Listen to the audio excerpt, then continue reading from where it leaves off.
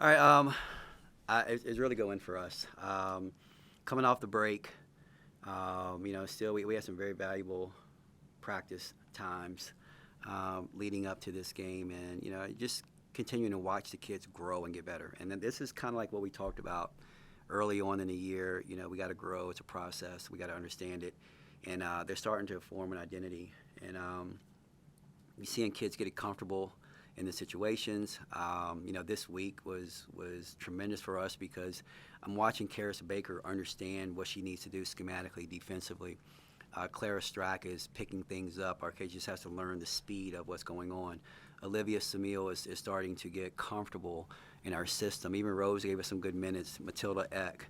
And so now we're starting to look like a unit. And we look like a deep unit because we have options. Carly Wenzel played well tonight. So have lots of options, but very proud of the kids, the way they put it together.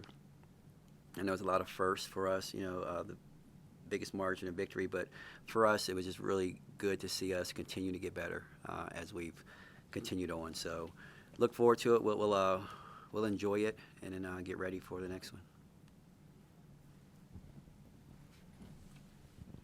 To follow up on what you were saying, you said they're starting to form an identity. What identity are you seeing start to form? Well, I mean, I think that what we're doing, it's both ends. I thought our defense was really good, and that's something that we've talked about. And when you have to replace a Taylor Soul and a Kiana Traylor and a Deasia Gregg, who is very, very smart and they understand it, it's going to take a little bit of time. And when you're implementing players who don't play like them, you have to try to form something else. And we're a very smart team. We can kind of, make you kind of go to where we want you to go and then contest your shot, and the kids are starting to understand that. Where we might not be as athletic, we're taller and longer. Everybody out on the floor, with the exception probably of Georgia, they're 6 foot and taller, and so we can really go out and contest shots. And so I thought we did a great job defensively all night long. They made some shots, but we really made them take some tough shots. And then offensively, we're starting to understand, and not just them understanding, each other and how they need to get the ball to each other. It's me understanding, okay, how can I get Matilda Eck a shot? How can I get Olivia Samil involved? And starting to put it together. So, we're a good offensive team, and it's fun because we're not just one-dimensional. It's not like, okay, we're just going to live and die by the three-point shot. We've got one of the best centers in the country, and even on a night where she didn't shoot the ball well, we can do something different, and we can continue to score. So, I think we're a complete basketball team, and we're starting to understand that, and I think we can beat you in a lot of different ways. I think we can beat you from the three. I think we can beat you from inside. I think we can beat you with our defense, and we put it all together. I think we can be where we want to be at the end of the year. 5 straight lopsided wins since the LSU game. Can you tell how much of that is the way you guys are playing, or is it just who you happen to be playing against? I think it's a little bit of both. Obviously, LSU was a big game, but I read somewhere where ESPN, somebody said that we stumbled early. Well, we didn't stumble. If you look at it, both of the games, I don't think we were favored to win either game because the other teams were ranked ahead of us, and we had no idea who we were. We were just trying to figure it all out, and it's kind of like throwing yourself into the fire when you have to go down to LSU at LSU. In November, and it's going to take some time to get better. So I think it's a combination of us learning each other and who we play is who we play. But we're going to see here in the next couple of weeks. We got a challenging schedule that we look forward to. But I just think that we're getting better. This is the first time ever 6 players in double figures in an ACC game. Everybody, it seemed like, had at least a rebound or an assist, contributions from all over in kind of all categories. When you talk about the practices you guys had between the last game and now over Christmas, could you see the identity forming, and could you see when you talk about how to get other players involved in the run of the game? You obviously got 3 pieces that have been around for a while, but could you see everybody else start to kind of pick it up more in terms of everybody playing together? Yeah, they're morphing into a unit. And Georgia and I, we were practice yesterday, I think it was, and she came up. We were talking on the side, and I said, "Man, it's fun watching the freshmen grow. These freshmen, if these freshmen were on, some other teams, they would be playing a lot. But they're getting valuable minutes for us, valuable practice time, and then you watch the transfers are getting more and more comfortable with their roles because they're starting to be defined, and we like to do it organically. I don't bring my kids in beginning of the year and say your role is this, your role is that, your role is this, and your role is that. We kind of let it kind of form because we don't want to kind of pigeonhole a kid. We don't want them to say, okay, you're only a rebounder. We want to see what you can do, and they're learning it. They're learning it, and it's over practice. And I can continue to go on and on, but it's because they're great kids. They're great kids. They come in, they work every day with a smile on their face. If they play well, they're smiling. If they don't, they want to just get better. They're not pouting, and nobody is complaining about anything. They just okay, let me get my opportunity, and then I got to take advantage of it. And when you have that, you can coach them hard. We've coached the freshmen hard, we've coached the transfers hard, and we put a lot more responsibility on our returners to bring everybody up to their speed, and they're getting there. And one of the things the coach that Troy said to us, it was like, you guys move well, your spacing, your tempo, and we're starting to understand all of that stuff. So we continue to get better with it. I think we're going to be a dangerous basketball team. Kenny, you think about how competitive the ACC will be. How important was it to keep the foot on the gas pedal and build up that experience of playing all 4 quarters, no matter if it's going to be lopsided or if it's going to be close at the end? We talked about it pretty much every time out, and because we don't want to feel like we've arrived. Last year, January is kind of like when we started taking off, and we still have a lot of work to do. We want to continue to get better. We're not good enough to take our foot off the pedal. And then plus, when you get a lead like that and you start putting in some other players, that's their opportunity to shine. So there is no junk time, or so even towards the last, I coached the last play when Carly Wenzel brought the ball across half court. She learned a lesson, and I think it was 3 games ago when she brought the ball across half court against Radford. Thought the game was over with, and the girl stole the ball from her. And so everything is a teaching moment. So never did we look at it and say, okay, we got this game in the bag. We were like, hey, let's get better. And we had a mantra for today. It was us versus us.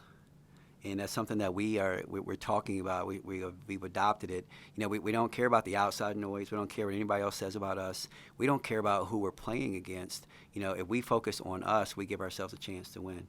And so us versus us. Don't get complacent when you're up by 20, you're up by 30. All right, continue to play. And it's not unsportsmanlike. We want to go out, and this group has a lot to prove, and we still got a long ways to go to be where we want to be. And that's kind of like our attitude and where we've been going. Kenny, can you describe your thoughts on the crowd on a New Year's Eve Sunday, 2 p.m. during winter break? Unbelievable. And I've said it a lot, that crowd can make a good team great. And the energy in there. And they're not just there. And I'm locked in. I'm coaching. And what is it, 76, 75 points? What's the biscuit thing? 75. And, they erupt when you get to that. But, they're tremendous. They're there. They're very supportive. They're very knowledgeable. They're loud. And I think we have one of the best crowds in the ACC, and it's rivaling some of the ones that we used to go to Louisville, and it's always 6, 7, 8,000 people. But our crowd is been great for us. Like you mentioned, New Year's Eve, 2:00 game, but they've been tremendous for us, and I'm really proud because as a women's basketball coach, you're always trying to get that recognition, and that's something that we were always trying to get here. When I first came here, I think the crowd maybe had been 600 people, and I was like, "What is this, a late arriving crew or something?" But it was a lot of empty seats, and now when you see it, it shows very well, and it's great for women's basketball, but it's also great for our program. Along the same lines, I asked Georgia this, but in the spirit of New Year's, can you describe what 2023 meant to you and to Virginia Tech? You know what? It's very special. When you sit back and you look back on it, and Carter mentioned it to me that we went undefeated during the calendar year here. A lot of big wins here.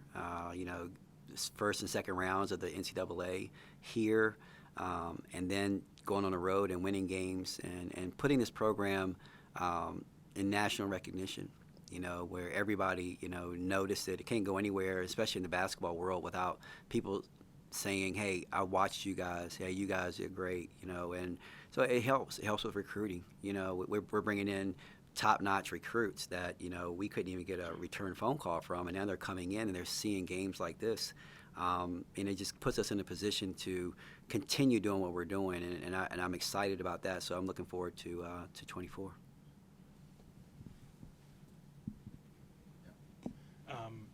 In terms of the upcoming ACC, you talked the last couple games about just you're heading in the right direction. You're heading in the right direction. Defensively, you mentioned it. I feel like it kind of went under the radar a little bit after the first 3 quarters, but you got out to that 22-5 lead, and they had 7 turnovers in like the first 5 minutes. I know you don't come out trying to necessarily disrupt, but you mentioned the length a little bit. How impressed are you with them finding more of their identity defensively and learning how to continue to play together? Yeah, we don't go out and recruit kids who are like defensive stoppers. I'm more of the offensive type person, and we'll teach our kids how to play defense in our system. And our system is it's conducive to our athletes that we have. And we're long, and we'll just try to funnel you. Like most people think that only good defensive teams go out and trap and steal the ball and do all that kind of stuff. No, we limit you. We limit you from getting the looks that you want to get. We try to make you take the look that we want you to have. And our kids are very, very smart. Liz, Georgia, and Kayla are 3 of the smartest players I've ever had. They're probably the 3 smartest players I've ever had. So it allows me to just change stuff on the fly. They come over to me and, they're telling me, hey, I saw this. I'm like, go with it. All right, just go with it. And then I'm watching the other kids, you talk about forming your identity. Like our freshmen, they're smart. The things that we're throwing at them, it's almost like, hey, the bus is moving. You're either going to jump on it and be a part of it, or you're going to get left behind. And what they're able to do and pick up is really impressive. And so it allows us to not have a drop-off when we're subbing. And I think we have one of the deeper teams in the ACC, and we're going to be able to play a lot of kids without the drop-off because it's almost like a prize fighter because like we'll just wear you down. We'll wear you down. And, I thought we missed some threes in the first half that we normally could make. And then in the second half, they become more open shots, and then all of a sudden it's like a barrage of threes, and it's like bam, bam, bam, and all of a sudden the game is just a totally different complexion. And so, that's what we have, and we continue to improve on that. I think we're going to be pretty good. I got to ask you, with that big lead entering the fourth quarter, why were you playing Liz and Georgia in the fourth quarter? Or don't you as a coach worry about, okay, I need to get them out of the game. I don't want to risk them getting hurt with that big lead in the fourth quarter? How come you were still playing them in the fourth? Because I'm the coach, and no. I don't know where they are right now. They could be walking across the street and they can get hurt. And Liz and Georgia are a big part of what we do. So if we're going to continue to try to gain some chemistry, if Livia has to get comfortable, all right, does she get comfortable with Carly at the point, or does we learn how she plays well with Liz? All right, if that's what that is all about. And it's all about, okay, who's playing with who? Because it did get to a point today where I was like, okay, I even put Karis Baker at the 4, all right, and that was trial and error. Let me see what she can do. But okay, I'm not gonna really get a good feel for what she can do as a 4 if Georgia's not running the point, or if Liz is not commanding the attention that I want to see Karis Baker knock down a 3 from. So it's all, and we're not there yet. We're not there yet, and for us to get there, they need time together, and that's the whole thing. Thank you, Coach. All right, guys. Happy New Year. Go Cowboys.